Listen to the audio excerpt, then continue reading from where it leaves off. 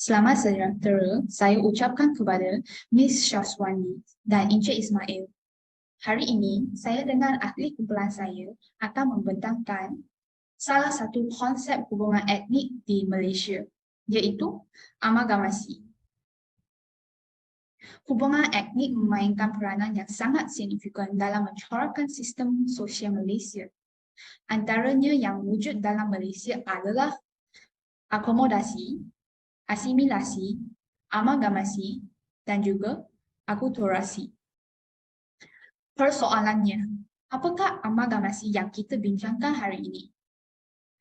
Amalgamasi merupakan perkahwinan campuran antara dua etnik atau dua ras yang berbeza dari segi biologi. Dengan ini, ia akan menghasilkan budaya baru.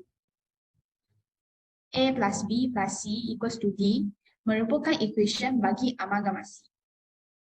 A, B, C ialah etnik atau ras yang berbeza, manakala D merupakan budaya baru yang dilahirkan.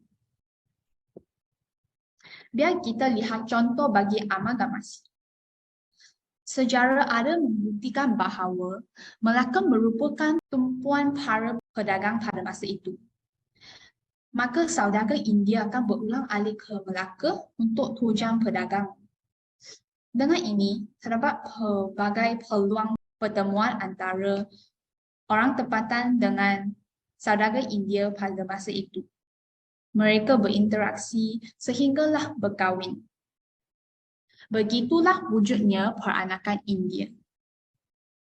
Selain itu, mengikut legenda, Maharaja China menghantar Puteri Hang Lipo kepada Sultan Mansur Shah demi kepentingan negara. Orang bawahan yang mengiringi puteri dari China telah menetap di Bukit China dan akhirnya berkahwin dengan orang tempatan. Maka melahirkan Baba Nyonya. Seterusnya, bangsa Serani. Bangsa Serani merupakan masyarakat yang terbentuk hasil daripada perkahwinan campur antara masyarakat Belanda dan Portugis yang berkahwin dengan orang Melayu pada zaman Kesultanan Melayu Melaka. Seterusnya, saya akan menghantar sesi kepada Mariku. Sekarang, saya akan membincangkan tentang golongan Baba dan Nyonya. Baba dan Nyonya adalah segolongan keturunan kaum Cina yang memiliki dua budaya warisan, iaitu warisan tradisi Cina pada masa yang sama mengamalkan ciri-ciri budaya masyarakat Melayu. Pada awal abad ke-15, setengah negeri-negeri kecil di Semenanjung Melayu sering memberi penghormatan kepada pelbagai kerajaan seperti China dan Siam. Oleh itu, hubungan rapat dengan China ditubuhkan ketika Laksamana Zenghi, juga dikenali sebagai Geng Ho, seorang Cina Muslim melawat Jawa dan Melaka. Seterusnya, golongan Baba dan Nyonya juga dikenali sebagai peranakan. Maksud istilah peranakan adalah lahir semula pada asalnya. Maksud asal untuk peranakan berasal dari kata Melayu dan Indonesia iaitu anak. Kebanyakan orang peranakan terdiri daripada bangsa campuran. Campuran yang paling biasa ialah Cina dengan Indonesia ataupun Cina dengan Melayu. Di samping itu, mereka mempelajari bahasa Melayu tempatan. Mereka mengembangkan bahasa mereka sendiri yang dipanggil sebagai Baba Melayu. Selain itu, terdapat juga banyak makanan Baba dan Nyonya yang terkenal di Asia. Contoh jenis-jenis masakan Baba adalah seperti kari, sambal, kacau Nyonya, nasi lemak dan sebagainya. Terdapat banyak restoran makanan Baba dan Nyonya yang terdapat di Malaysia. Contohnya adalah restoran Madam Kwan's yang amat terkenal di Malaysia. Sekarang saya akan memberi sesi ini kepada rakan yang seterusnya. Terima kasih. Sekarang saya akan berkongsi mengenai satu lagi etnik campuran hasil amalgamasi, yaitu etnik Serani. Etnik Serani kebiasaannya terdiri dari campur kawin orang Portugis dan orang tempatan, yaitu Melayu. Ini berlaku apabila Portugis menjajah Melaka pada tahun 1511. Ini kerana Raja Portugal pada masa itu telah melaksanakan sebuah inisiatif untuk memberikan kebebasan cukai kepada lelaki Portugis yang telah berkahwin. Sehingga kini, ramai daripada masyarakat Serani mendiam di perkampungan Portugis di ujung Pasir Melaka kerana latar belakang nelayan mereka. Mereka turut dikenali sebagai orang Kristang kerana bertutur dalam Kriol bahasa tersebut. Slide seterusnya. Kini ia dianggarkan bahawa adanya lebih kurang 29,000 orang Serani di Malaysia.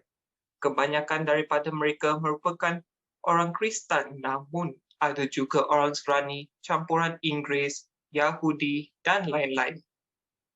Kebanyakan daripada mereka juga merupakan penganut agama Katolik dan mengadakan persembahan seperti brandio, iaitu sebuah tarian berelemen Portugis Melayu, serta menyajikan makanan ala Melayu seperti gulai debal dan rendang pada hari Krismas. Sekarang saya akan memberikan pentas kepada rakan saya yang seterusnya. Terima kasih. Sekarang saya akan berkongsi contoh tokoh terkenal dari amalgamasi. Antara tokoh yang berketurunan Baba Nyonya ialah Muhammad Aziza bin Baba yang merupakan seorang pemain bola sepak Malaysia yang berketurunan Baba Nyonya dan memulakan kerjaya sebagai pemain Piala Belia dan Piala Presiden sejak 1996 tahun.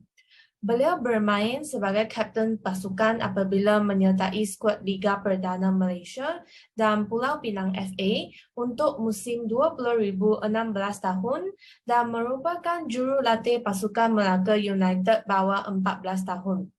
Muhammad Azizan pernah mewakili Johor FC, Sarawak dan Pulau Pinang sebelum kembali ke pangkuan Melaka pada musim 2015 tahun dan bersama-sama membawa pasukan Hang Tuah muncul juara Liga FAM pada waktu itu.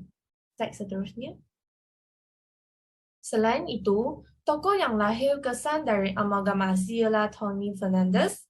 Beliau ialah seorang usahawan Malaysia berbangsa India yang berketurunan Malayalam dan Goa dengan darah kacaukan Portugis Melaka yang dilahirkan di Kuala Lumpur pada 30 April 1964 tahun. Bapaknya ialah Dr. Stephen Edwards Fernandes yang berasal dari Goa, manakala ibunya Anna Dorothy Fernandes yang berketurunan Malayalam dan Kristang. Ini bentuklah etnik Serani dengan campuran Portugis dengan orang tempatan. Tony Fernandes merupakan seorang usahawan Malaysia dan ketua pegawai eksekutif kumpulan AirAsia yang memperkenalkan penerbangan tambang murah kepada penduduk Malaysia dengan slogannya, "Kini sesiapa pun boleh terbang." Fernandes juga dikenali untuk peranannya dalam pencapaian persetujuan langit terbuka dengan Thailand, Indonesia, dan Singapura. Sebelum beliau memasuki perindustrian ini, negara-negara di wilayah Asia Tenggara Selatan tidak mempunyai sebarang persetujuan langit terbuka. Atas permintaannya kepada Dr. Mahathir, beliau mencapai kejayaan untuk mendapat hak pendaratan bukan sahaja untuk AirAsia, tetapi juga untuk syarikat-syarikat penerbangan tambang rendah yang lain. Bukan sahaja itu, beliau juga memperkenalkan Tunes Hotels berdasarkan konsep tanpa perkhidmatan. Seterusnya, saya akan menghantar sesi ini kepada Aljun. Kesimpulannya, perkahwinan campur membawa kepada kelahiran sesebuah ras atau budaya yang baru merupakan salah satu ciri globalisasi. Fenomena amalgamasi membantu untuk mewujudkan masyarakat yang bersatu padu, lalu mewujudkan negara Malaysia yang madani. Tambahan pula, masyarakat berbilang kaum di negara kita juga mendapat manfaat daripada perkahwinan campuran. Ia kerana menawarkan pemahaman segar tentang banyak budaya dan mengajar kita supaya menghormati kaum lain yang berbeza dari segi amalan peribadi. Kewujudan silang budaya juga membolehkan masyarakat memahami budaya lain yang secara tidak sengaja akan menggalakkan kebersamaan. Secara ringkas, etnik campuran hasil amalgasi menyumbang kepada perpaduan negara yang berbudaya pluralistik seperti pertiwi kita dan mesti dihargai untuk generasi yang akan datang untuk terus merasaikannya. Itu sahaja untuk pembentangan saya. Sekian, terima kasih.